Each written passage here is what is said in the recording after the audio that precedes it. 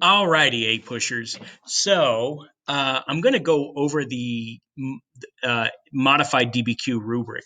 This is the DBQ rubric that was used for the exam last year. And if you remember if you took the big national world AP exam last year, this is the same rubric. So we're going to use this rubric for this DBQ that you're writing. Supposedly, with the AP test this year, they're going back to a regular DBQ rubric. But this one I think is pretty good, especially in helping you craft the DBQ and write a DBQ for your first time. So we're going to go with this DBQ rubric, and I'm just going to go over it with you. The regular DBQ rubric that has been used in years past is worth 7 points. This DBQ rubric, as you look down here, is worth 10 points. So it seems like there's more work. There is more work, but I think it makes the essay better in trying to get these points. So I'm just going to go through this rubric with you. You get 1 point for a thesis, just like on an LEQ, right? You've got to have a thesis. The thesis, remember, has to be an original argument. It can't be a rewording or parroting of the thesis or of the prompt. And you have to say something that's defensible, that can be argued. You can't say, well, your thesis cannot be, well, the American Revolution changed colonial and American society. That's not a thesis. That's a fact. Okay? A thesis is an opinion based on the facts. So make sure you're giving me an opinion based on facts. Do not give me facts, and do not simply reword or parrot the prompt. And also give something specific. Give some specifics about how you're going to argue your thesis. Then you get 1 point. Also, before we move on, the thesis, remember, has to be in the first or the last paragraph. You then get 1 point for contextualization. Remember, this is like the overarching view of what's happening, right? What are the big events that's impacting this specific event that you're writing about? So you got to give some context. And remember, context usually works better in the beginning, in the introductory paragraph, or maybe the second paragraph. It just seems to make more sense there, although there's no hard and fast rule like there is with the thesis about where contextualization can go. Okay, so this is just the overarching view of what's happening. So in this case, contextualization would be talking about the outcome of the French-Indian War, or also known as the 7 Years' War. What were the outcomes on there? How does that impact what's about to happen in your essay, right? So there's lots of things to talk about there. And then you get into the document usage, and this is where things begin to change. You get 1 point right here, 1 point if you use at least 2 documents from the DBQ to address the topic, right? So you don't really talk about the documents. You don't really use the documents in any substantive way. You just kind of mention some of the content of the document. So you have to use at least 2 documents to get 1 point. And all you're doing is you're just mentioning the documents. Okay. You get 2 points if you use at least 2 documents, but you're using them in a way to support your thesis.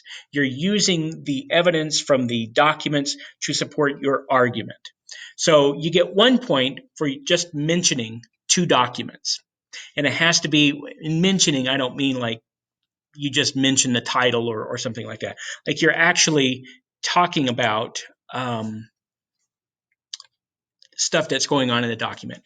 You get 2 points if you use the content of at least 2 documents and you're giving some analysis and you're giving some explanation about why that content supports your thesis.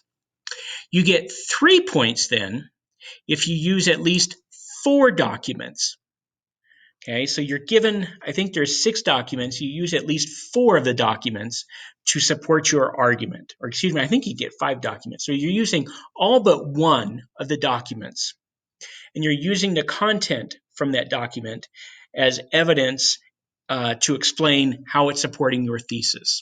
Okay, 1 point for just using 2 documents. You talk about the documents. 2 points if you're using 2 documents, but you're doing more than talking about them. You're explaining them and you're using them to support your thesis. And you get 3 points for using 4 documents to explain and support your thesis. And then we get into CAP. And remember, this is context, audience, point of view, or purpose. Okay, so you get 1 point for giving CAP, for applying CAP to 1 document. So one of the documents you apply CAP, and it doesn't have to be all 4, right? It's just one of those 4: content, or context, audience, point of view, purpose. You get 2 points if you apply CAP to 2 documents. Okay, and this can be fairly simple. The point of view of this document is blah blah blah blah blah. The audience, the intended audience for this document is whatever, right? It can just be a pretty simple sentence. As long as it's accurate, it's good. And you explain, also, this is important, you explain how or why the audience, the intended audience, was for this document. Why was that audience the one targeted? How do we know what the point of view is? How do we know what the purpose of this document is? So don't just say it. Give a little explanation about how we or why you believe this was the intended audience, or why you believe this was the point of view, or why you believe this was the purpose of that document. Outside evidence. You get 1 point for every additional piece of outside evidence that you use. Okay, and remember, outside evidence cannot be the same as your context. Your context and your outside evidence have to be 2 very different things. So you bring in an outside piece of information that relates to one of the documents that you use. And again, this is not just a mention of an outside piece of evidence. Oh, come on in. Internet. Let me see. Do I have internet? I do. Okay.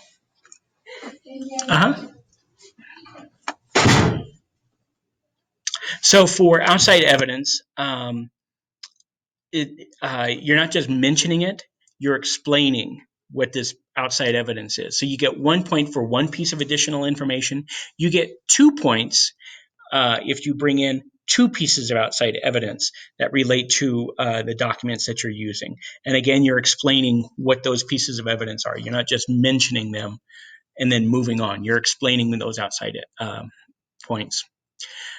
So 1 point for 1 piece of outside evidence, 2 points for 2 pieces of outside evidence. And then the unicorn point, where you're discussing this topic in a more in-depth, broader context. So if the prompt is about social and political changes, you can also talk about the economic impact. You can do, like I said, the best way to do this is to compare this to another similar event at a different time in a different place. So that would be the complexity, or unicorn point. So you add all this up, it comes up to a total of 10 points. Okay, again, go after your easy points. This is an easy point. This is an easy point. Okay, the documents should be fairly easy points. Okay, this should be easy point.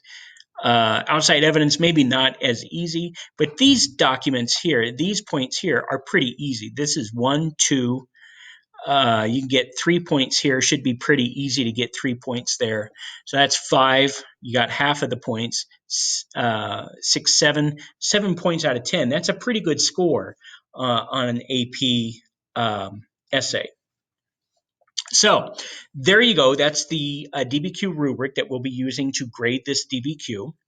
Again, you can turn in the DBQ anytime before its due date, preferably before Friday. and then I'll be able to go through it and grade it and get it back to you, and you can make some changes if you want to make changes to improve your score. All right. We will talk to you later. Have a good one.